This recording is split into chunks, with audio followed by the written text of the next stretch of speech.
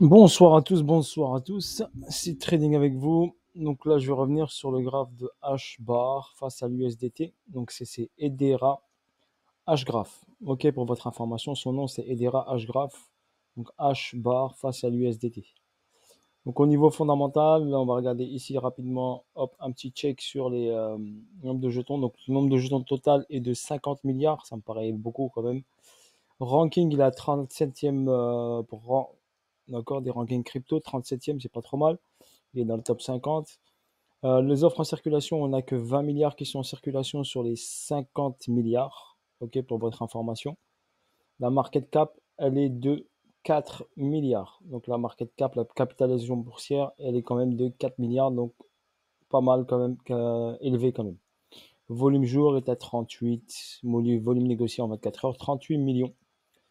Donc, il faudrait faire attention. Donc, les jetons ne sont pas complètement, bien sûr, en circulation.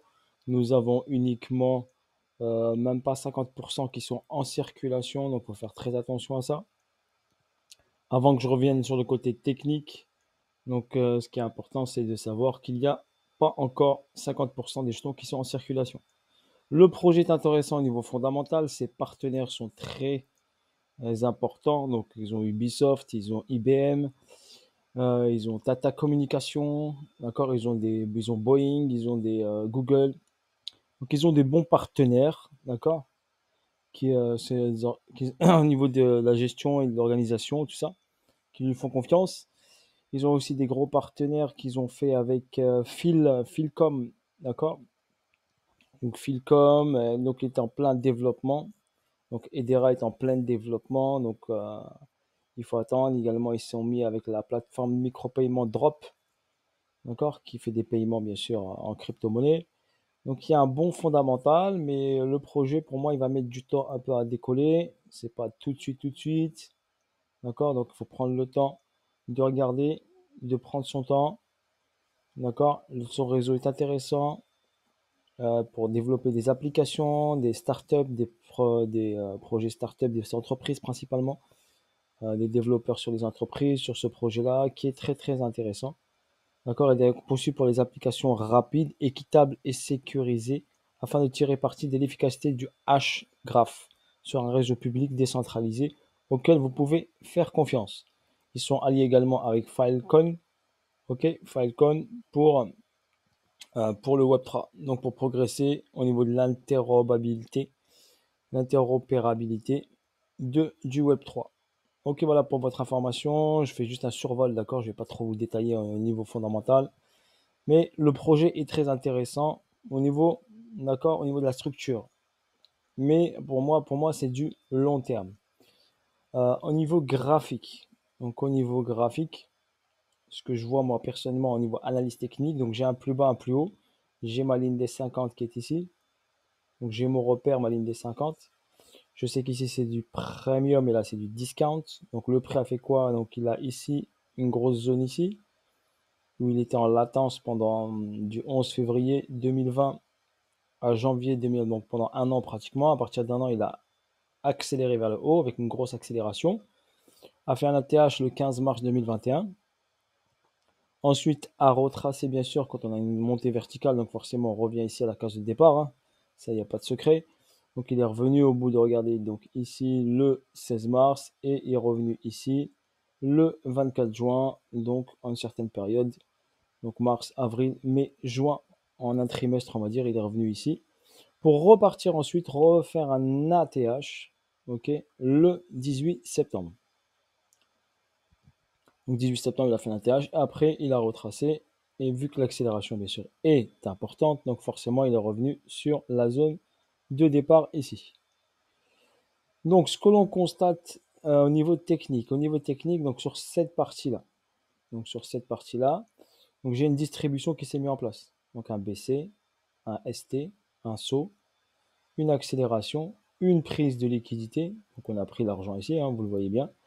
Donc une prise de liquidité ici qui a fait lutter et ensuite a retesté le deuxième niveau et ensuite a descendu. Donc intention baissière. Deuxième chance de sortir, bien sûr, c'était pas la TH. Donc ceux qui ne sont pas sortis ici, ils auraient pu sortir ici. Et ensuite une descente vers le bas en escalier, bien sûr, progressivement. Donc montée verticale, mais descente a été progressive. Donc ici, si on regarde vite fait les volumes, donc on va checker vite fait les volumes. On est sur le Binance, d'accord? On a des grosses zones acheteuses ici. Sur la zone basse, c'est tout à fait normal. Ici également, donc grosse zone d'achat ici. Acheteuse ici sur la descente, donc quand il est retracé, on a acheté encore, on a défendu ici le prix. Sur ici, il y en a qui ont acheté là, ils sont partis. Et là, les volumes sont bas. Donc il y a une baisse des volumes ici par rapport à ici, par rapport à ce niveau-là, celui-ci. Donc voilà en ce qui concerne les volumes, donc on regarde rapide, vite fait. Tac, ce qu'on doit savoir. Donc là, c'est qu'on a une distribution. On a eu un sommet. Bien sûr, on n'a pas eu un deuxième sommet. Donc on a la possibilité d'aller chercher un deuxième sommet, donc un nouvel ATH. Tant que ce niveau des 0,1382 tient, nous aurons un nouvel ATH. D'accord, pour votre information. Là, j'ai quoi? J'ai une accumulation qui se met en place. On est venu prendre l'argent ici. Tac, ici, j'ai ce point bas ici. Un repère de point bas ici. On va le mettre en bleu. Donc, j'ai ce point bas ici. Donc, j'ai une prise de liquidité ici. Donc, j'ai ce deuxième point bas. Voilà. Donc, on pourrait bien sûr faire encore un troisième point bas ici. Aller chercher cette poche de liquidité. Pourquoi pas aller chercher cette zone-là qui est intéressante. Ok, donc cette zone qui est ici, par exemple, cette petite zone de demande qui est là. Voilà, je vais vous la marquer ici rapidement. Donc cette petite zone de demande qui serait peut-être intéressante d'aller checker. Donc là, pour l'instant, on n'est pas parti la chercher encore. Donc cette zone ici qui est à 0,1540. 0,1540, 0,1780. Pour l'instant, il est descendu jusqu'à 0,1860. Donc personnellement, moi, j'ai juste ici une intention haussière, un retracement. Ensuite, j'ai pas grand-chose, j'ai une continuité de baisse. D'accord, je n'ai pas de gros signal acheteur, mais on est sur une zone intéressante. Ligne des 50 est ici. On est en discount. Il faut que ce niveau tienne, donc les 0,1382 tiennent. Par contre, s'ils sont cassés les 0,82, là, il va falloir faire très attention. Pourquoi faire très attention? Je vais vous expliquer rapidement pourquoi. Si je me mets en logarithmique, d'accord? En logarithmique, ça veut dire qu'ici, j'ai un BC. Donc ici, j'ai un BC.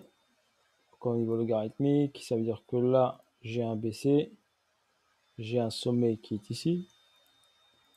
Ok, et ici, j'ai quoi? Eh ben, ici, j'ai juste un UT, pour votre information. Donc, j'ai un plus haut. Ici, j'ai un UT, par exemple. Et ici, j'ai une prise de liquidité partielle. Donc, vous la voyez ici. Donc, ici, j'ai un BC, BC ARSO très propre, bien établi en logarithmique, on le voit bien. Une zone ici d'équilibre et ensuite une accélération vers le haut. On a fait une première intention haussière, on a pris l'argent, on est revenu dans la boîte et là on est parti, on a pris l'argent. Ok, une deuxième fois et c'est pour ça que je vous dis on est sur l'UT ici, d'accord. J'ai tracé mon Fibo de continuité de tendance qui me donne un target 1,78 à 0,8342. Donc c'est possible que l'UT se finisse sur cette zone-là. Donc ça, cette distribution correspond juste à l'UT. BC, UA, UT. D'accord? C'est pour ça que je vous dis, on peut monter là et après descendre sous la ligne jaune. Et revenir dans la boîte ici. Donc il doit revenir dans la boîte. Ici, j'ai un déséquilibre de marché. Vous le voyez ici. J'ai cette accélération haussière qui est là. Donc cette accélération haussière ici. Le prix, pour moi, au pire, il revient là. Il part en haut. Ok, il redescend jusqu'à là. Ok, voilà pour moi ici cette zone où il risque fortement de revenir dans la zone des pratiquement son prix de départ et voir s'il peut complètement donc tout péter et aller tout en bas ici. Donc sous la zone de départ, au prix pratiquement de départ. Donc c'est pour ça que je vous soyez vigilant. Ok, au niveau de cet actif 0,1382, personnellement j'en ai pas en portefeuille pour votre information. J'en ai pas du tout en portefeuille.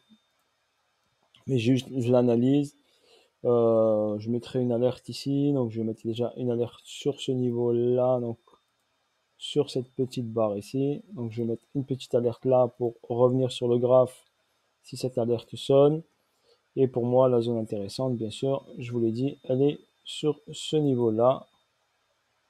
Donc, clac, clac, clac, clac, ici. Donc, sur ces niveaux-là, je peux mettre une autre alerte. Et sur ma zone jaune, ici, je vais mettre une alerte. Donc voilà, j'ai 3 niveaux à surveiller. Donc j'attendrai que le prix vienne ici, dans cette zone-là, et le surveiller. Et si, bien sûr, qu'il ne casse pas ce niveau-là, je rentrerai en achat. S'il casse ce niveau, je ne rentrerai pas forcément en achat. J'aurai un achat peut-être, mais court terme. Au pire, il reviendrait ici en zone premium pour repartir vers le bas en continuité de baisse. Mais pour l'instant, quand je regarde le graphique, pour l'instant, il est en continuité de baisse.